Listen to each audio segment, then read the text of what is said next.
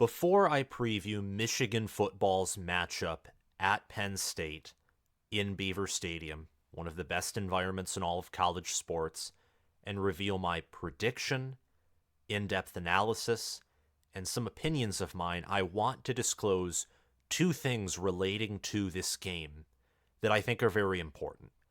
Number one is I released a early preview and deep analysis video that is 40 to 45, closer to 50 minutes long.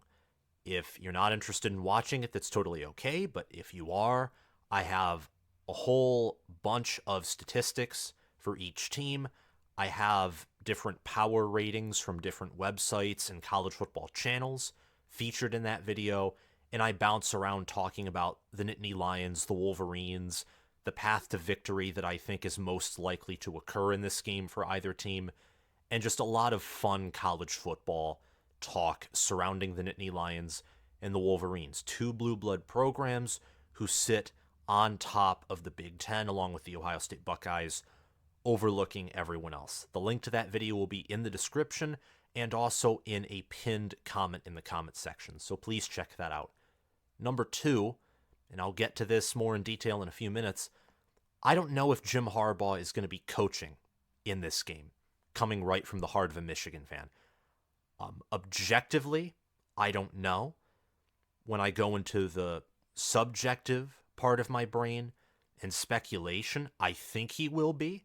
I'm going to give a prediction and preview of this game mostly following the status quo, expecting that either the Big Ten won't suspend him or they will, and Michigan will file for an injunction and he'll be there on Saturday. If he isn't, I wouldn't exactly be surprised either, and I'm going to release more shorter videos throughout the week talking about this game, 5 reasons why Michigan will win, 5 reasons why Penn State will win, and probably some final thoughts on either, Thursday or more likely Friday, where depending on the news surrounding Jim Harbaugh, I might give an updated prediction and updated analysis as well. But before we dive deep into this video, into previewing what I think is the game of the week, sorry, Ole Miss and Georgia, I think that Michigan is better than Georgia. I think that Penn State perhaps is close to Georgia, at least from what we know right now. And I think Penn State for sure is better than Ole Miss. You cannot overlook Penn State's defense and special teams, and they do have a better offense than what is advertised by certain statistics. In the same way that Michigan, I think, is a better running defense than some of their statistics imply. But we'll get into all of that throughout this video. Welcome back, fellow football fanatics. Please make sure to hit that like button so we can get this video into the algorithm. Subscribe to this channel and hit the notification bell so you can get notified when I publish more Michigan football, Penn State football, and Big Ten football content. We are trying to reach 20,000 subscribers by the end of the college football season, and we're a little over 2 months away, so it's going to be hard to reach that goal, but with your help, I believe we can do so. So share this video around, subscribe with every account you have, and yeah, thank you. And comment your thoughts down below. That's what I most want, is your own insight and analysis, because you very likely see something that I don't. Heck, there are people who have YouTube accounts and personal lives themselves that are more plugged into Michigan or Penn State as a program than I am.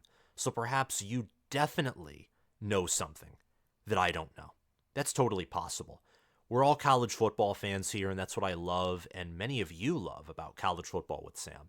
Lastly, check out my Patreon page via the link in the description and the link in the pinned comment along with my early preview and deep analysis video. I get a lot of support from that Patreon page, and I also include bonus content there. So if you're an All-American or Heisman patron, you get insider access to my picks for top 25 games and Big Ten games, and also potential power. It's going to be back next week, maybe, but I won't promise it. At the end of this week, I have a power ranking system that has been very accurate at picking spreads and also picking money lines. But enough of that. Let's get to this game. I don't know. I just think this is so important to talk about. I don't know if Jim Harbaugh is going to be on the sidelines. And on one hand, there's the argument that who cares? The team's already galvanized. Sharon Moore calls the plays. Jesse Minter calls the plays, offensively and defensively, of course. And both have almost conveniently, I know against lesser competition, but they have filled in as acting head coaches.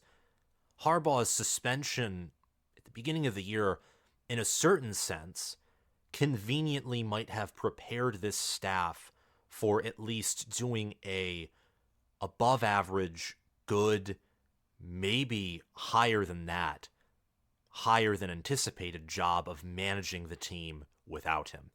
Now, Harbaugh, from what we know, is one of the better CEOs and better head coaches in all of college football, so missing him on the sidelines will hurt.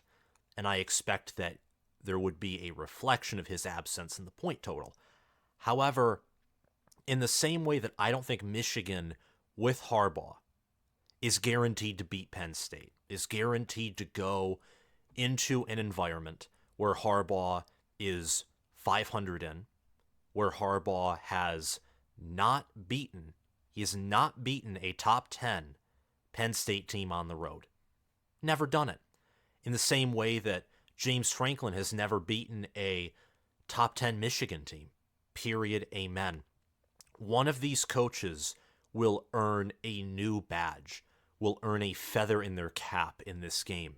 And Penn State, instead of traveling to a stadium with 100,000 angry rabid fans like they did against Ohio State, now gets to unleash their whole home field advantage of 100,000 plus, of a double-decker stadium. It's one of the loudest in the country, upon the Michigan Wolverines. And college football nerds, I watched their preview video of this game, of course, and I talked about their model in yesterday's deep analysis video. Their model's predicting Michigan to win and cover and beat Penn State handily, because their model sees that Michigan, no matter who they faced, has scored 30 or more points. They've held teams to 13 points or less. Before Purdue, it was 10 points or less. No one's even had a first and goal on Michigan. However, they did talk about how this is Michigan's first test, and there are some theoretical matchup advantages for the Nittany Lions in this game. And Drew Aller is coming off of a great performance against Maryland. And for Michigan, he looked a little rusty against Purdue. So there's a lot to look at here. Penn State isn't guaranteed a victory over a Michigan team that looks like one of the best in the country without Jim Harbaugh. Jim Harbaugh on the sidelines doesn't mean that Michigan is going to come out and just blow Penn State out and, surgically remove all of their teeth and limbs and harvest their organs for 60 minutes. I think that this game, top 10 matchup, there's a lot at stake for both of these teams. I think Ohio State, because of their strength of schedule, could have one loss. And out of all teams that, in theory, have one loss and haven't made their conference championship, or their one loss is in their conference championship, Ohio State would be the first out of those select teams to back their way into the playoff or get into the college football playoff despite having a recent loss and not winning their conference. An 11-1 Penn State and an 11-1 Michigan have a much harder time doing that. Michigan hasn't played anyone of top 25 substance, and Penn State hasn't either, outside of Ohio State on the road, where, do not be deceived by that 20-12 score. You can say it's close, but that 20-12 score, to make an analogy about a game that humiliated my Wolverines, that 20-12 score was closer to when Wisconsin rammed the ball up Michigan's butt in 2019 and won 35-14 than it was closer to, let's say, Penn State barely losing to Ohio State in 18. Ohio State dominated that matchup, and it was pretty clear at halftime, especially when Ryan Day chose to take a knee into the locker room. It was pretty clear that Ohio State was going to win. It was just a matter of when. And for Michigan, no one has even come close to testing them, but while that can show that they are an elite team, it can also, leaves the opportunity open that they might be faux. They could be fake. Penn State has been tested. This is sort of an interesting situation, conundrum, whatever you want to call it here. Penn State, I think, in one way, there's an argument that they have a higher floor because they've been tested. We know more about Penn State. But the inverse of that is I think Penn State also has this lower ceiling. I'm not going to kid you and lie to you. Watching this Penn State team, I don't think they're capable of winning a national title this year. If they get to the playoff, they might win a semifinal. They will be a nice seared steak topped with butter and onions and a blooming onion, like at Outback Steakhouse, to either Kirby Smart, Nick Saban, Dan Lanning, maybe Ryan Day, or heck, maybe even Jim Harbaugh in a rematch if somehow Michigan wins the tiebreaker, or maybe Florida State. I don't know. I don't think Penn State has the offense necessary, nor the offensive line, nor the size on their defensive front to win it all. I don't. Now, they could win a semifinal. They could compete for, a national title spot. They could win the Big Ten. For Michigan, I think, and I've been very open about this since the preseason, I think this team can win the national title. And I picked them to win it all in the preseason. I think they have that higher ceiling than Penn State, but at the same time, Michigan has only faced one offense inside of the top 100, that being UNLV. There's a massive talent advantage there. Michigan's defense hasn't allowed a first and goal yet. They allow only 6.7 points per game, but Penn State's offense is maybe not the most efficient offense they faced all year. I think Rutgers and UNLV have more efficient offenses for the talent they have, but Penn State's for sure the most talented offense they faced all year. Drew Aller is the best quarterback they faced all year. Keandre Lambert-Smith is the best wide receiver they've played all year. Penn State has the biggest offensive line that they've played all year, probably the most power-oriented O-line they've played all season long. Again, going back to Rutgers, I think Rutgers has a better offensive line. That sounds asinine to say, but the Scarlet Knights can run on just about everyone. Michigan and Penn State, if they have one thing in common, it's their run games have been relatively underwhelming given the returning production that they had. I don't mean to get too away from the topic at hand and just talk about theoreticals, but there's this interesting contrast between a Penn State team that has a lot of doubt surrounding them, but they're also known. I think there's more confidence in Penn State to a degree. Michigan, there's just pure mystery.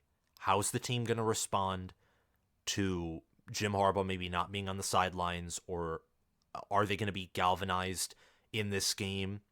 And by galvanized, you also have to factor in mistakes.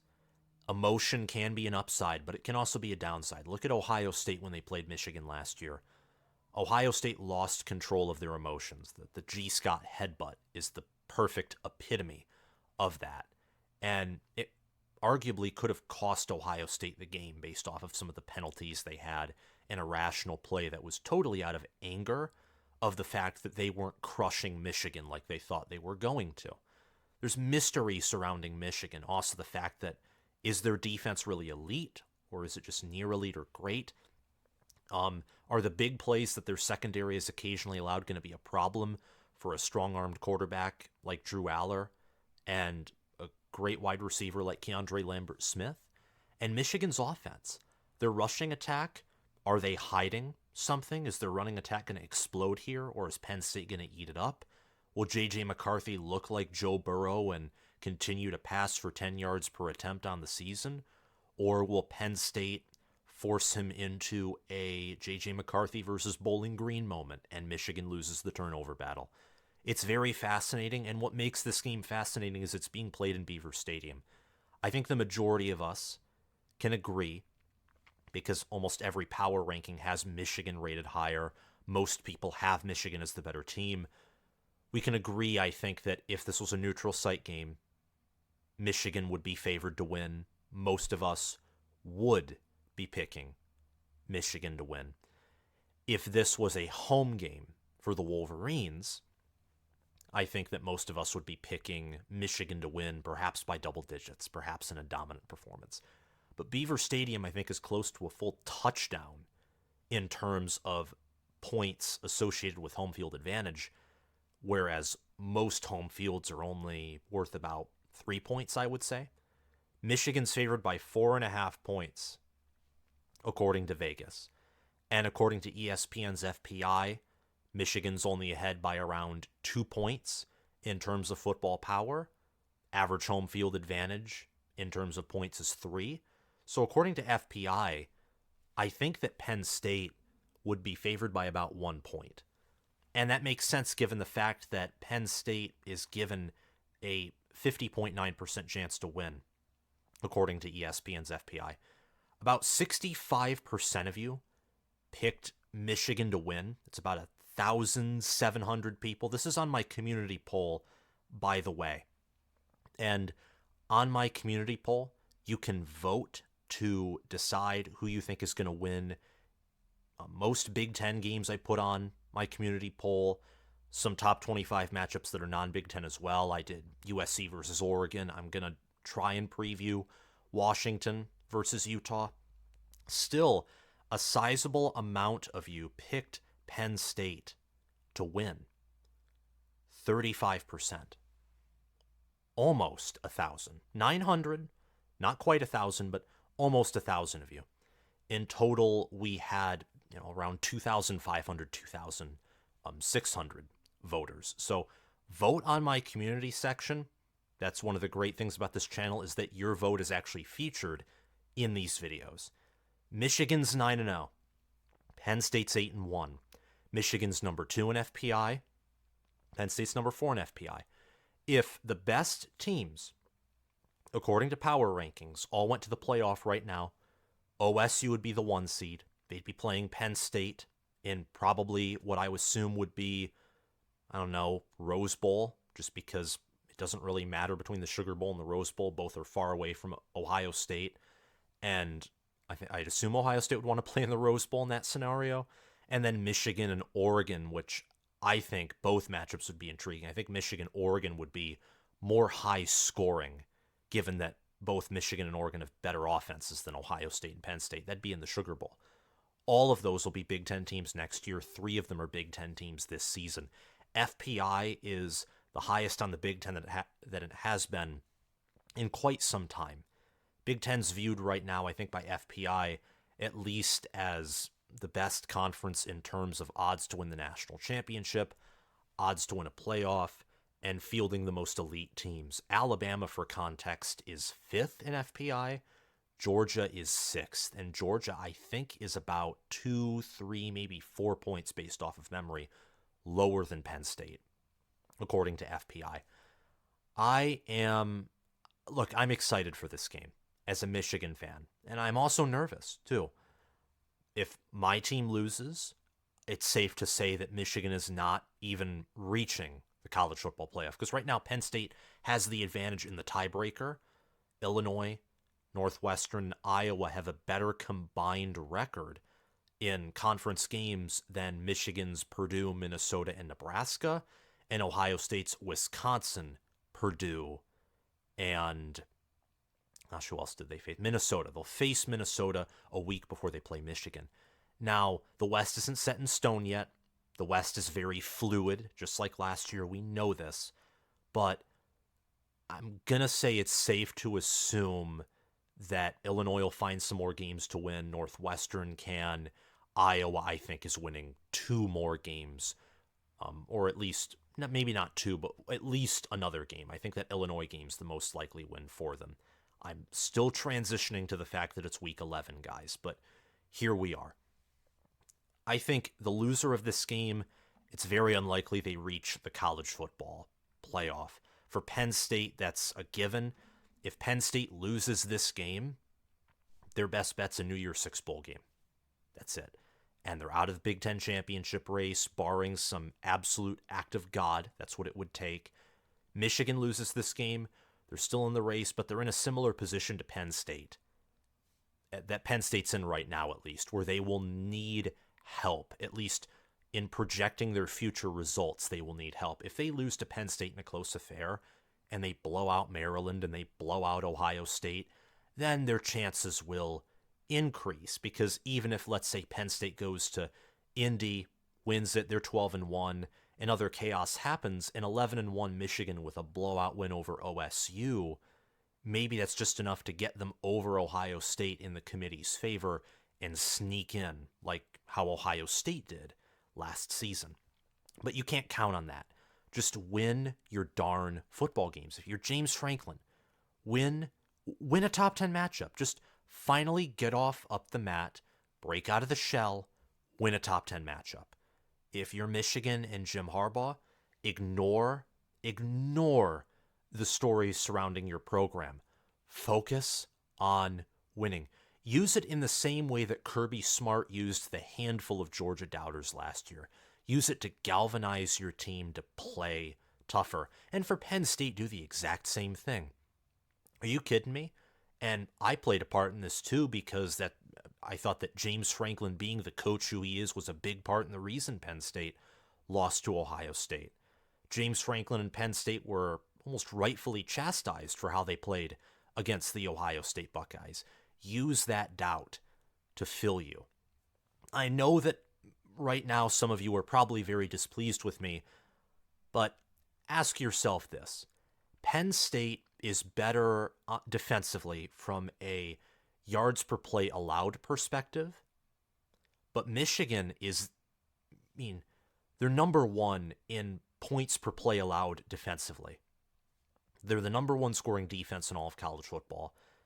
And outside of Ohio State, maybe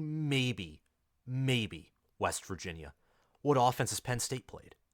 Penn State is in a very similar boat to Michigan. You take out the Ohio State game, Penn State and Michigan's average opponent played would be rated just about the same. I talked about that, in fact, in my early preview, deep analysis, is that the strength of schedules, even with Penn State being tested, are not that different. Yet Michigan, according to ESPN's efficiency, is a full 7 efficiency points ahead of Penn State, and Michigan's number 1, Penn State's number 5. Michigan is the more efficient defense, more efficient offense. Penn State, though, is top 5 in special teams efficiency. Michigan's outside of the top 100, and their game against Purdue, that's all you need to see to know that Michigan's special teams unit at best, is mediocre. I think James Turner's a good kicker.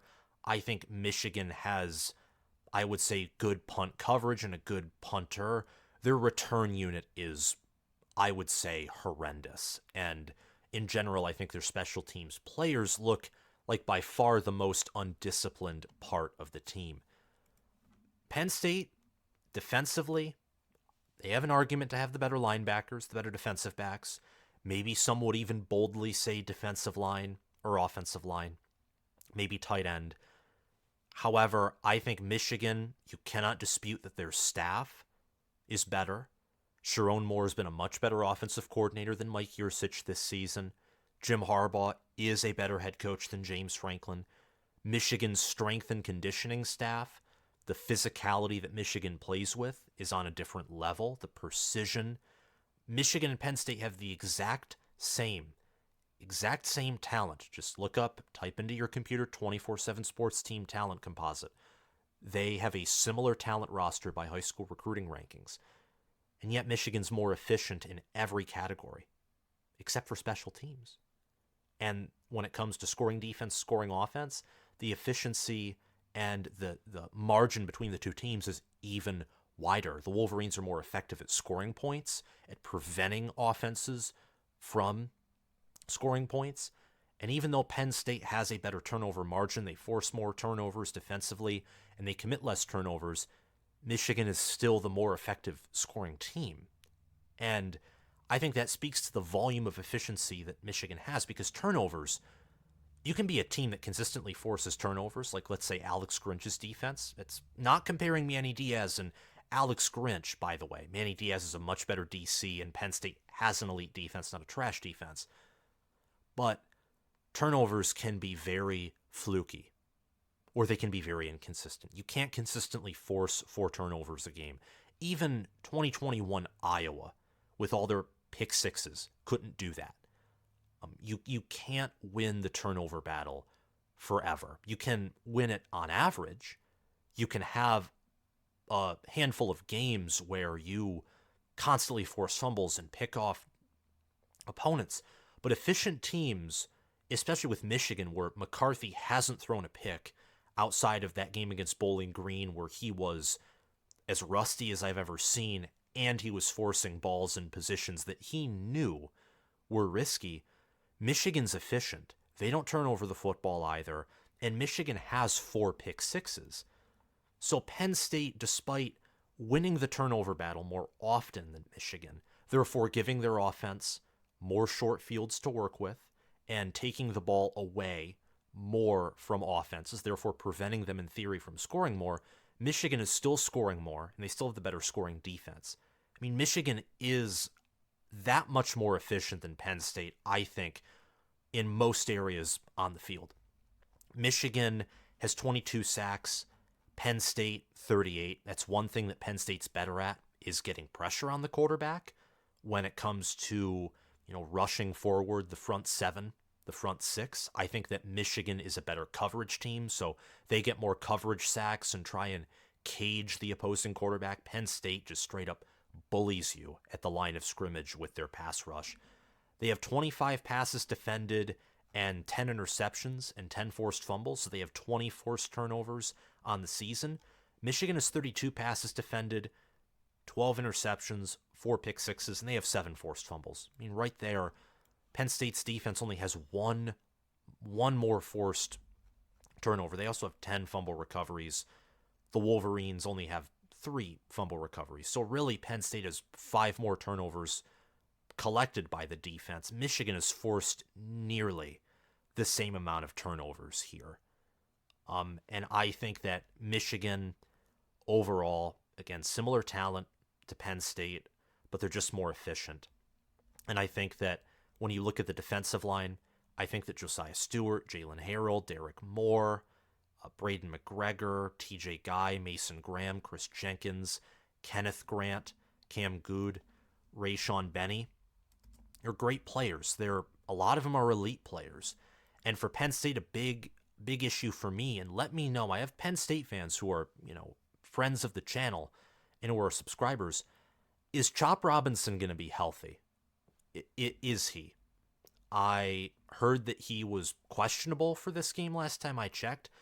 If he's unhealthy, there's no doubt that Michigan has the better defensive line. If he's healthy, there's a debate, but I would still lean to Michigan because I don't think that Hakeem Beamon, Zane Durant, Jordan Vandenberg, and Devon Ellies, their defensive tackles, are as good as Michigan's Grant, Jenkins, Graham, Benny, and Good. I think Michigan is the much better defensive tackle room, the bigger, more athletic, more NFL-ready defensive tackle room. Defensive end, I think, is comparable. Penn State, I think, intentionally cares more about rushing the passer. Adisa Isaac and Chop Robinson are great players, and Abdul Carter, Kobe King, Curtis Jacobs. Those are some other high-level players to look out for on Penn State defensively. In their secondary, Daquan Hardy has a few punt returns. He'll be, I think, a factor with the mismatch in special teams that heavily favors Penn State. Kalen King, Jalen Reed, Kevin Winston Jr., and Johnny Dixon. Great collection there of secondary players. Penn State's leader in sacks is Adisa Isaac with 6.5. Johnny Dixon has 3 sacks along with Chop Robinson, and Dixon has 1 interception, 3 passes defended. Penn State's leader in passes defended is Daquan Hardy with 7, and their leader in interceptions is Dominic DeLuca and Daquan Hardy. Other players to look out for are Abdul Carter with 2 sacks, 1 interception, and 3 passes defended. Penn State's defensive tackles, too, they're better at getting after the passer than they are at stopping the run. And Penn State has a ridiculously good run defense. I think in the same way that Michigan's passing offense is probably overinflated due to the fact that they haven't played much competition. I think that Penn State's run defense is also inflated because no one they've played, think about it. Who have they played that has a good offensive line? Michigan, in playing Rutgers, has played a better offensive line. Oh, Minnesota too. Rutgers and Minnesota might have a better offensive line than anyone Penn State has faced outside of West Virginia. I think West Virginia has a great offensive line along with Minnesota and Rutgers. And West Virginia was able to run the football for 3.5, 4 yards per carry with not nearly the same passing offense that Michigan does. Yes, Ohio State's offensive line, despite having talent, is so inconsistent that those three schools do have better offensive lines than the Ohio State Buckeyes do. Penn State has nearly 2,000 receiving yards on the season, averaging 10.5 yards per reception with 23 receiving touchdowns. Lambert Smith has 645 receiving yards and 4 receiving touchdowns. He is their number one threat, but Theo Johnson and Tyler Warren, they have 10 receiving touchdowns combined and nearly 500 receiving yards. Look out for them. Those are guys who are going to pick up the first down, fight for extra yardage, and they are mismatches in the red zone. Penn State's running the ball for 4.2 yards per carry with 20 rushing touchdowns. They have actually been a more run-heavy team than Michigan has this season, or in terms of total carries. In terms of percentage, pretty dead even, favoring Michigan in terms of the run-heavy offense. Penn State in total has ran 681 plays. Michigan, just doing some quick math here, they have ran 562 plays. It was just very quick, might be incorrect. But Penn State has a lot of shorter plays. Michigan has more medium-range plays where Michigan's more efficient at picking up third downs. Penn State has to go for it on fourth down more often. But with Drew Aller, very good at executing that quarterback sneak.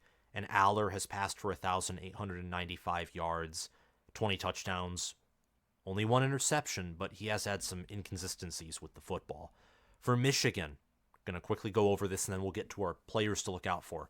Their leader with sacks is Josiah Stewart with 4.5, followed by Jalen Harrell, who's had somewhat of a breakout season with 3.5. Michigan's leader in passes defended is Josh Wallace and Mike Sainristil, each with 4. Sainristil also has 3 interceptions, 2 returned for 6. And he is their leader in interceptions with 3. And Keon Sabb and Will Johnson also have 2. Each have a pick 6. Michigan, even with some of the health issues they had at the beginning of the season, their secondary has really risen to the occasion. It's gotten better every week. Their secondary is peaking. I think Michigan overall, outside of the I think offensive line, the offensive line has had some worrying issues at defending and protecting J.J. McCarthy. Everywhere else, the team seems to be peaking for Michigan in the same way that Penn State, when you beat Maryland 51-15 and you force 4 turnovers, you hold Maryland at negative 50 rushing yards, that is a peaking performance, and that's what makes this game exciting. Both teams are on a rise, on a roller coaster, and they're going to get a jolt in this game, and one team is going to have more weight to them, and it'll hit the other and knock the other back. And that's going to be the team that wins this football game. Michigan has 2,340 or 14 receiving yards. Penn State has more total rushing yards. Michigan has more total passing yards. And the Wolverines also have 20 receiving touchdowns. They have 13.2 yards per reception, and they're averaging 9.9 yards per pass attempt. McCarthy by himself is averaging 10.4. And Michigan's running the ball for 4.6 yards per carry. They have 25 rushing touchdowns. They don't have the same run game as they did last season. I have seen some people say that they don't think Michigan is the same run game that they did in 2021. I disagree with that. The run game in 2021 was a real struggle until later in November. Until Michigan played Ohio State, Michigan struggled to run for even 3 or 4 yards per carry against Big Ten opponents. But they crushed Western Michigan in the ground game and Northern Illinois and garbage Washington as well. They really beat up on the weak early in the season in their ground game, so it was inflated and it decreased. And then against Iowa in the Big Ten championship game in Ohio State, they pounded the rock. Same with, watch that Maryland game before Michigan played OSU in 21. They only ran for 4 yards per carry against a disastrous Maryland defense. And they struggled to stop Kevon Lee and that awful Penn State rushing offense in 2021. The Wolverines in 2021 on both sides of the football did not have a good run offense or run defense. I think they have a better one this season. And then in 2021, they just didn't beat up on weak opponents because they weren't running the ball a lot against East Carolina, where McCarthy had 30 passing attempts and Kirk Campbell was calling the plays. And they didn't run it a whole lot on UNLV or Bowling Green either. This rushing attack isn't as elite, generational, as ground and pound minded as last year's, but they still have an elite running back room, much like Penn State does. And their offensive line, I think, for Michigan is near elite to elite. I'd say Penn State's right now is good, great, perhaps near elite. Both have size. I just think that Michigan's is more athletic, has a better cohesion, and they have better depth to them. Speaking of the run game for Michigan, Donovan Edwards is my player to watch. This is an interesting pick. Edwards has only averaged on the season, he's only averaged 3.1 yards per carry. So against a Penn State rushing defense that only allows 1.8 yards per carry, why in the heck am I saying that you need to watch out for Donovan Edwards? Well, I will tell you why.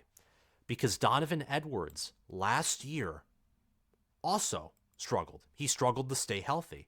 He struggled against TCU. He had 5.2 yards per carry against TCU, and that includes a 54-yard run where outside of that he was very limited. He ran for 4.2 yards per carry against Michigan State. He ran for 2 yards per carry against lowly Indiana.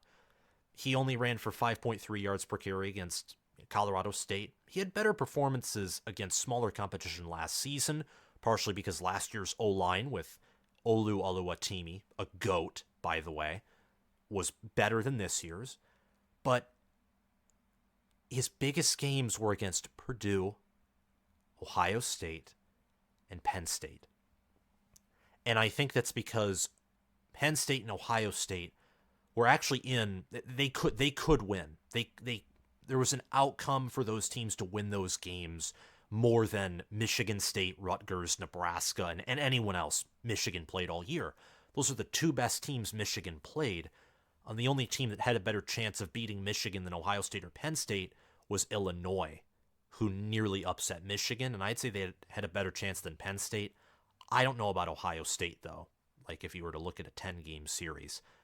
Edwards averaged 10.8 yards per carry against Penn State, 9.8 yards per carry against Ohio State, having over 150 yards and 2 rushing touchdowns in each of those games.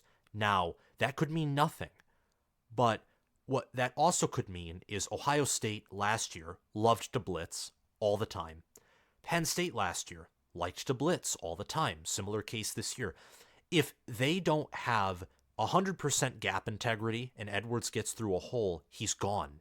He's like Travion Henderson or Nicholas Singleton, just with better receiving ability than both of those as a downfield threat. Also, again, downfield threat. Edwards, with his size, athleticism, and his versatility, a Swiss Army knife, he will be a mismatch for any corner or linebacker that he plays. I expect that he's looking for a breakout game. He has 2 rushing touchdowns on the season. You can see that he is getting closer and closer, I think, to having a breakout performance. Could it be in this game? Who knows?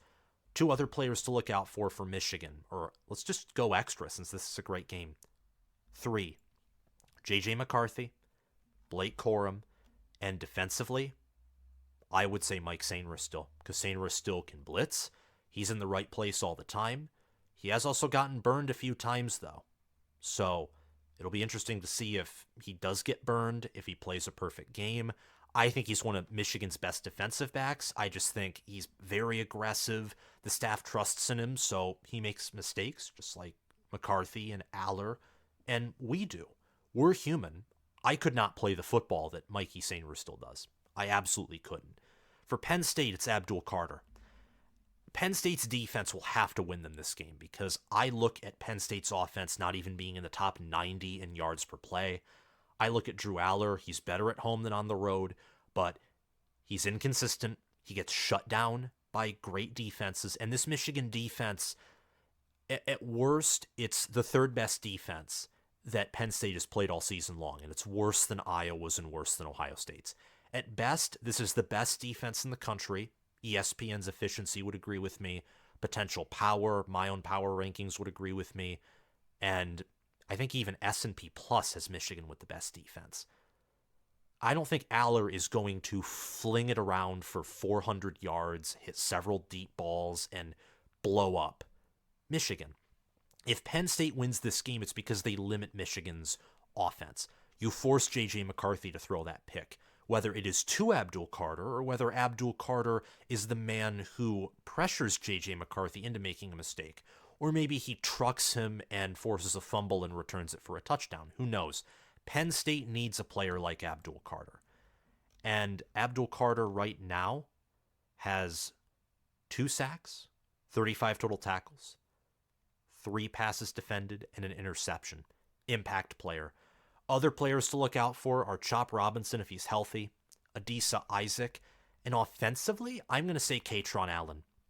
I don't know if Nicholas Singleton can break through this type of defense. Penn State's defense is aggressive, which means they're more vulnerable to big plays, but they're also more likely to get big defensive stops. Michigan's defense is a lot like Ohio State's this year. It's very conservative. They'll be willing to let Penn State operate in between the 30s or in between the 20s. I don't think Singleton can thrive against a defense like that. Allen, though, Allen can bully you. Allen can truck forward for 2-3 yards a pop after contact. He has 4 rushing touchdowns, has 573 rushing yards. He's the better running back compared to Nicholas Singleton, in the same way that Hassan Haskins was better than Blake Corum despite Corum's higher ceiling because of the consistency. So watch out for Abdul Carter and watch out for Chop Robinson, Adisa Isaac, and Katron Allen for Penn State. For Michigan, Donovan Edwards, Blake Corum, J.J. McCarthy, and Mikey Sainer still. And my prediction, 34-13, might seem like a stretch, but I do think Michigan's the much better team. I look at Penn State's offense, and I don't see how they're going to average 4 yards per play in the same way they did against Iowa, where they only got 4 yards, but every play. Therefore, that translates to the fact that they basically picked up a first down more times than not. They just only took short plays, not the 4 yards per play where you pick up a first down, then go 3 and out, and then repeat. Not that kind of 4 yards per play. Watch the Iowa game versus Penn State. Penn State only averaged around 4.5, 5 yards per play, but they went for it on 4th down. They constantly picked up 3 yards literally every play. It wasn't a boom or bust that averaged out to that. It was a consistent 3-4 yards per play. I can see that happening in between the 20s, in between the 30s. When Michigan gets in the red zone, there's going to have to be some kind of revelation that we don't know about, where Penn State's offense either does the unthinkable, or more realistically, Penn State's defense is going to have to stifle this Michigan offense. And I think Michigan on the ground, they're not going to have a field day. They're not going to run for 400 yards like last season. They'll rush for at least, I think, 125, 150, not sack adjusted. Michigan could hold Penn State to 1 sack. I don't think Penn State's defense is not getting to McCarthy at least once, or they could allow 5 sacks. I think Michigan's running for over 100 yards, probably over 125, not sack adjusted, and they're going to pass for, I would say, 250. I think that Michigan, Penn State, this game will be close at half, like Ohio State and Michigan were last season, Michigan will really begin to wear this team down because I think Aller and Penn State's offense, once Michigan gains a double-digit lead, they might have to change their identity if we're in the third quarter or later, because Penn State is not built to be this team that can score in a 2-minute drill. They can't properly execute that. The Nittany Lions, they'll struggle to slow down the Wolverines on both sides of the football. Penn State's defense, I think, will get some pressure.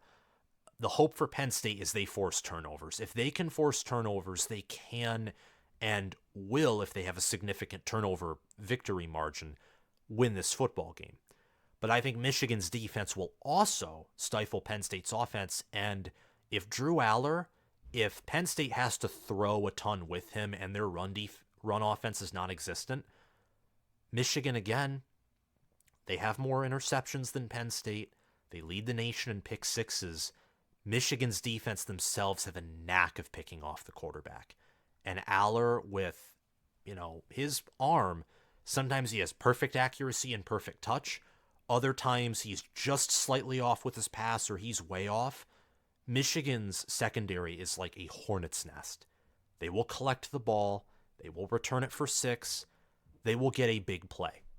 And I also expect Penn State's defense to gain a big play or 2, maybe even 3. Their defense has a knack of forcing fumbles, intercepting opposing quarterbacks, and also getting sacks. So there's a lot at play in this game. I expect Penn State's rushing attack to struggle, but I don't expect them to only average 1.5 or 2 yards per carry either. I would expect more along the lines of, 2.5, 3.5 yards per carry. I think both rushing offenses will have a better performance in terms of power running than explosive running, but I do think Michigan will pick up a few big runs, perhaps a, long touchdown run. I think Penn State's best option is to get short power runs, and I think eventually with Michigan's stifling red zone defense and with an offense that I think will just be that much more efficient at scoring points and scoring touchdowns, I think Penn State eventually will have to move away from the run and rely on Aller more, and I think that is when they will get into a lot of trouble. Also, I think Michigan, just period overall, is the more talented, experienced, and developed team. By talent, I don't mean purely recruiting rankings. I mean just from the purposes of players being scouted out of high school. That's what recruiting rankings are. Now that we have a better idea of who these players are, of course that factors into development, but also some outside factors. I think Michigan, they just have that better combination of talent, experience, coaching, and upside. So I'm picking Michigan to win 34-13.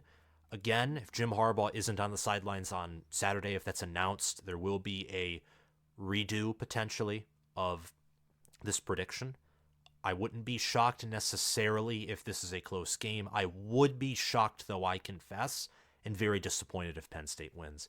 Thank you so much to my Patreon supporters for sponsoring this video. Crash2488, Anthony McDowell, and Justin Rogg. Thank you for being Heisman patrons. Thanks to Spencer Bringhurst, Noah DDLC, SFS Inverted for being All-American patrons, and Will Loftus, Gabriel Calendar, Roaming Gnome, Matthew Sale, Chris Lane, Austin Christmas, and Zubin Zah. Thank you for being all conference patrons. Have a great day, guys, and I'll see you around. Bye-bye.